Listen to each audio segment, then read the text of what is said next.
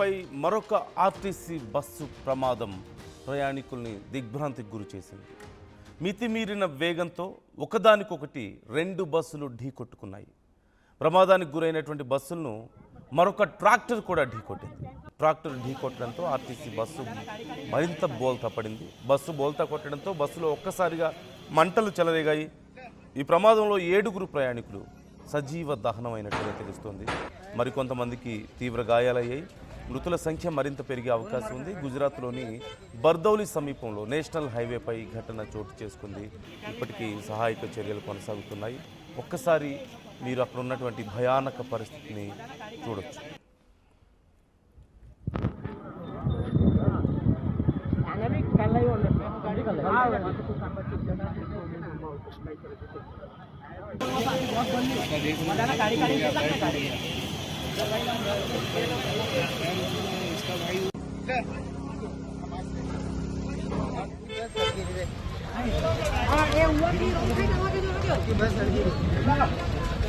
Terus kayak masalah yang semua sama.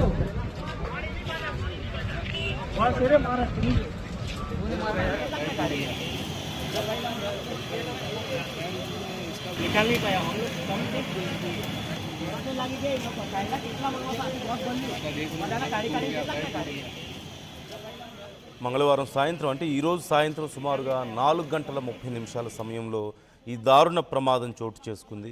Gujarat Surat జిల్లాలోని బర్దోలి తాలూకా ఉవా గ్రామం సమీపంలో జాతీయ రహదారి నేషనల్ హైవే 53పై ఈ ఘటన చోటు చేసుకుంది. ఒక మహారాష్ట్ర ప్రభుత్వ రవాణా సంస్థ ఎంఎస్ఆర్టీసీకి సంబంధించినటువంటి బస్సు నేషనల్ హైవేపై వెళ్తుండగా రోడ్డు మీద బోల్తా పడినటువంటి ఒక ట్రాక్టర్ను తప్పించిపోయి నియంత్రణ కోల్పోయి పడిపోయినట్లుగా తెలుస్తుంది. ఆ బస్సు డివైడర్ను దాటి అవతల రోడ్డుపైకి వెళ్ళింది. ఎదురుగా వస్తున్నటువంటి మరొక మహారాష్ట్ర ఆర్టీసీ బస్సును బలంగా ఢీకొట్టింది. అంటే రోడ్డు మీద పడున్నటువంటి ఒక ట్రాక్టర్ను తప్పించబోయి పక్కకి తిప్పడంతో ఒక్కసారిగా అదుపు కోల్పోయింది. ఆ స్పీడ్లో కోల్పోయి డివైడర్ని ఎక్కి డివైడర్ను గుద్దుకొని అది దాటి మళ్ళీ పక్క రోడ్లో ఆపోజిట్లో వస్తున్నటువంటి మరొక బస్సును ఎంఎస్ఆర్టీసీ మహారాష్ట్ర స్టేట్ ఆర్టీసీ బస్కి సంబంధించిన మరొక బస్సును ఢీకొట్టింది. దానివల్ల ఇంత పెద్ద ప్రమాదం చోటు చేసుకున్నట్లుగా తెలుస్తుంది. అండ్ బస్సులో ఒక్కసారిగా మంటలు చెలరేగాయి. ఎదురెదురుగా ఢీకొన్నటువంటి తీవ్రతకు సిఎన్జి ఇంధనంతో నడిచే బస్సు కావడం వల్ల పక్కనే ఉన్నటువంటి ఆ ప్రాంతంలోకి లోయలాగా ఉంది, కొద్దిపాటి ఒక గుంతలాగా ఉంది. ఆ గుంతలోకి బోల్తా పడింది. వెంటనే ఆ సిఎన్జి గ్యాస్తో నడిచేటువంటి బస్సు అవ్వడం, అంత పెద్ద ప్రమాదం జరగడంతో ఒక్కసారిగా మంటలు చెలరేగాయి. పెద్ద శబ్దంతో పేలుడు కూడా సంభవించినట్లుగా తెలుస్తుంది. మంటలు వ్యాపించడంతో లోపల ఉన్నటువంటి ప్రయాణికులు బయటకు రాలేక లోపల ఉండలేక ఉక్కిరిబిక్కిరైపోయారు. మొత్తం 2 బస్సుల్లో దాదాపుగా 40 మందికి పైగా చాలా తీవ్రంగా గాయపడ్డట్లుగా తెలుస్తుంది. కొంతమంది పరిస్థితి చాలా విషమంగా ఉంది. బాధితులు ఎక్కువ మంది మహారాష్ట్రకు చెందిన వారే అంటూ కూడా సమాచారం అందుతోంది. అయితే ఈ సమాచారం అందిన వెంటనే బర్దోలి అగ్ని ప్రమాదక సిబ్బంది అలాగే స్థానిక పోలీసులు గ్రామస్తులు అక్కడికి చేరుకొని మంటలు అదుపు చేశారు. అలాగే గాయపడినటువంటి ఆ ప్రయాణికులను బర్దోలి ఆసుపత్రికి తరలించారు. తీవ్రంగా గాయపడ్డ వారిని మెరుగైన చికిత్స కోసం సూరత్ సివిల్ హాస్పిటల్కు తరలించినట్టుగా తెలుస్తోంది. అయితే ఈ ప్రమాదానికి సంబంధించి ఇప్పటికే ప్రధాని నరేంద్ర మోదీ సైతం రెస్పాండ్ అయ్యారు. తీవ్రమైనటువంటి దిగ్భ్రాంతిని వ్యక్తం చేశారు. మరణించిన వారి కుటుంబాలకు 2 లక్షల ఎక్స్గ్రేషియా ప్రకటించారు. అలాగే గాయపడిన వారికి 50,000 వరకు ఆర్థిక సాయాన్ని అందజేస్తున్నట్లు ప్రకటించినట్లుగా తెలుస్తోంది.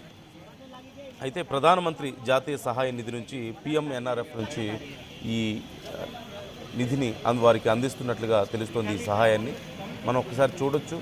బస్సు బోల్తా పడిన తర్వాత పూర్తిగా కాలిపోయినటువంటి ఆ బస్సు లోపల నుంచి పైన ఉన్నటువంటి పార్ట్ని పూర్తిగా పగలగొట్టే లోపల హోల్ చేస్తున్నారు. అంతా కూడా మెటల్తో చేసింది ఉంటుంది కదా.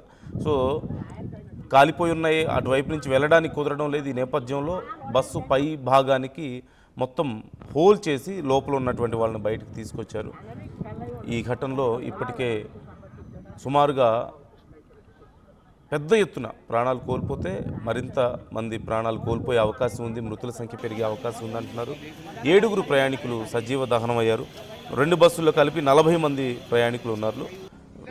చాలామంది ఆల్మోస్ట్ 40 మంది అందరూ కూడా గాయపడ్డట్లుగా తెలుస్తుంది. వారిలో 7 ప్రాణాలు కోల్పోతే మరింత మంది మృతుల సంఖ్య పెరిగే అవకాశం ఉంది అని చెప్తున్నారు. అక్కడ జరుగుతున్నటువంటి సహాయక చర్యలను మీరు చూడొచ్చు. సాయంత్రం సమయంలో ఈ ఘటన చోటు చేసుకుంది. సుమారుగా 4:30 సమయంలో ఈ ఘటన చోటు చేసుకున్నట్లుగా తెలుస్తుంది. గుజరాత్ సూరత్ జిల్లాలోని బర్దోలి తాలూకా ఉవా గ్రామం సమీపంలో జాతీయ రహదారి 53 మీద నేషనల్ హైవే 53 మీద ఈ ఘటన చోటు చేసుకుంది. అప్పటికే పడి ఉన్నటువంటి ఒక ట్యాంకర్ ట్రాక్టర్ అని చెప్తున్నారు. దాన్ని తప్పించడానికి చాలా వేగంగా వస్తున్నటువంటి బస్సు, 2 బస్సులు కూడా మహారాష్ట్ర ఆర్టీసీకి సంబంధించింది. సో మహారాష్ట్ర ఆర్టీసీ బస్సు వెళ్తూ ఉంది చాలా వేగంగా. దగ్గరకు వచ్చే వరకు కూడా ఆ వేగాన్ని కంట్రోల్ చేసుకోలేకపోయారు. ఆ ట్రాక్టర్ని తప్పించడం కోసం ఒక్కసారిగా పక్కకు తిప్పారు. ఆ తిప్పిన సమయంలో ఆ స్పీడ్ని కంట్రోల్ చేసుకోలేక డివైడర్ని ఢీకొట్టి, ఆ డివైడర్ దాటి అవతల నుంచి వస్తున్నటువంటి మరొక ఆర్టీసీ బస్సుని ఢీకొట్టి ఈ బస్సు బోల్తా పడింది. 2 బస్సులు కూడా చాలా తీవ్రంగా డ్యామేజ్ అయినట్లుగా మనకి కనిపిస్తుంది. అయితే పడిన వెంటనే బస్సు సిఎన్జితో నడిచేది కావడంతో, గ్యాస్తో నడిచేది కావడంతో ఒకసారిగా ఆ కుదుపులకి అంత పెద్ద డ్యామేజ్కి ఆ సిఎన్జి ఫిల్ చేసేటువంటి ప్రాంతం కూడా డ్యామేజ్ అవడంతో మంటలు చెలరేగాయి. మంటలు బస్సు మొత్తం అంటుకున్నాయి.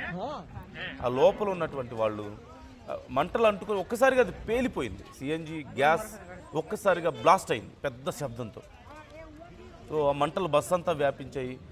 అప్పటికే తీవ్ర గాయాలతో చాలామంది స్పృహ కోల్పోయారు. కొంతమంది స్పృహలో ఉన్నప్పటికీ కూడా మంటలు వ్యాపించడంతో ఆ షాక్ టైంలో లోపల పొగ వ్యాపిస్తూ ఉంది. లోపల ఉండలేక బయటికి ఎలా రావాలో అర్థం కాక, కళ్ళు కనిపించక, ఊపిరాడక ఆ వేడికి మంటలకి కొంతమంది సజీవ దహనం అయ్యారు. మరికొంతమంది మాత్రం తీవ్ర ప్రయత్నాలు చేసినప్పటికీ బయటకు రాలేకపోయారు చివరికి.